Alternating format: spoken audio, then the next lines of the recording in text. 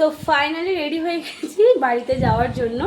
আর কতটা এক্সাইটেড বুঝতে পারছো, কারণ বাপের বাড়ি যাওয়ার জন্য তো প্রত্যেকটা মেয়েরা এক্সাইটেড হয়ে থাকে। আবার জামাই ষষ্ঠী মানে তো আরও স্পেশাল। তো এদিকে আমার শাশুড়ি মা, ওনারও তো জামাই আসবে, ওনার ঘুগনি করা হয়ে গেছে, তাই আমাকে অনেক জোর করলো, বললে একটু অন্তত ঘুগনি খেয়ে যা। তার কারণেই কিন্তু একটুখানি খাবো, অনেকটা দিয়ে দিয়েছে, এতটা খাবো না, অল্প খাবো। আর চলো আজকের ভিডিওটা কিন্তু তোমার সাথে সব শেয়ার করবো। তো তোমার ভিডিওটা কন্টিনিউ দেখতে থাকো। তো চলো টাটা। তারপরে তিনজনে রেডি হয়ে একদম তাড়াতাড়ি বেরিয়ে পড়েছি। আর যতক্ষণ না বাড়ি পৌঁছাচ্ছি মনটা যেন একদম ভালো লাগছে না।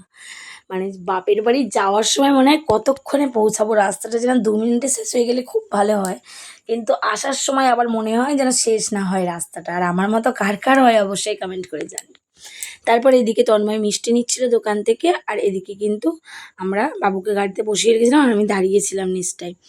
আর প্রচণ্ড পরিমাণে আমার গলাটা ধরে গেছে, তোমরা বুঝতেই হয়তো পারছো, তাই বলছি আমার গলাটার ভয়েসটা একটু স্কিপ করে যাও।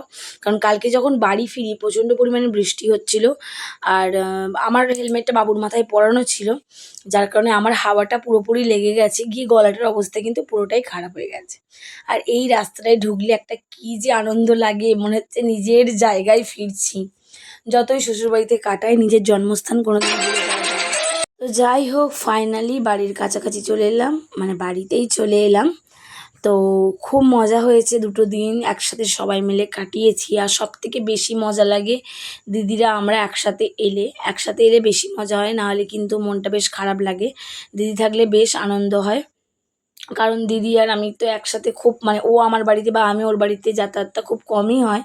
তাই বাপের বাড়িতেই একমাত্র জায়গা যেখানে গিয়ে একসাথে গল্প করতে পারি, তার কারণে কিন্তু বাপের বাড়িটা গেলে একসাথে বেশ ভালো লাগে। তারপরে এদিকে দেখো মা ফল দই মিষ্টি সব কিছুই দিয়ে দিচ্ছে।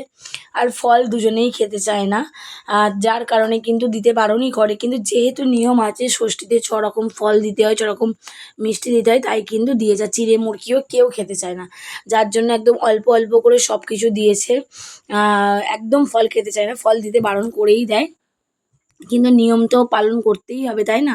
তো যাই হোক, এদিকে আমি একটু ভাগ বসিয়ে দিলাম ওর থেকে একটা মিষ্টিতে। দিদিও দেখো জামাইবাবুর থেকে একটা মিষ্টিতে ভাগ বসিয়ে দিল। আমাদের জন্য ষষ্ঠী বলো, আর আমাদেরকে গুছিয়ে দিচ্ছে না, এটা তো ঠিক নয় না?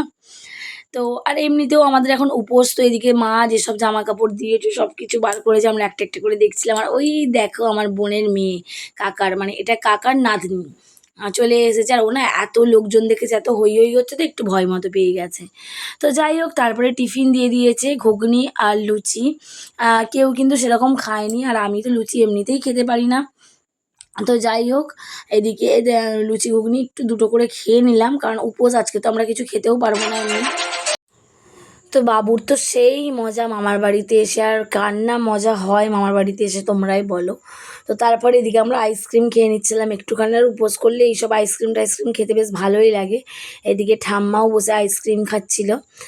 আর আমার অবস্থাটা দেখো, একদম ঘেমে স্নান হয়ে গেছি, মানে মারাত্মক লেভেলের গরম, মারাত্মক গরম পড়েছে।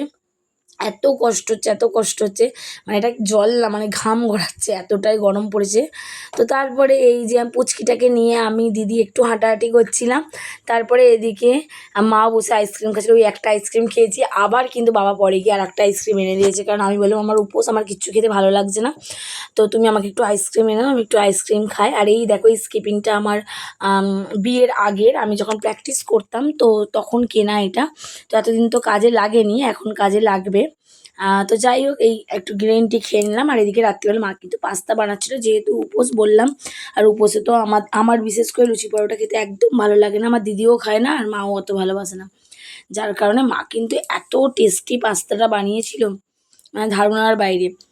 মা এমনিতেই সব রান্না ভালোই করে। তো তারপরের দিন কিন্তু দেখো চিকেনটা কেমন বানাচ্ছে, জাস্ট ওয়াও, মানে খেতেও হেভি হয়েছিল। তো আমি আর কোনো ভিডিও শ্যুট করিনি, কারণ গল্প করতে এতটাই ব্যস্ত ছিলাম যে কোনো রকম ভিডিও ক্লিপ আর নিতে পারিনি। তো একটু কষা মাংস দিলাম, আমি খেয়ে নিলাম। তো যাই হোক, এইটুকুই তোমাদের সাথে শেয়ার করা ছিল। তো চলো টাটা, বাই বাই, দেখাবে নেক্সট কোনো ভিডিওতে।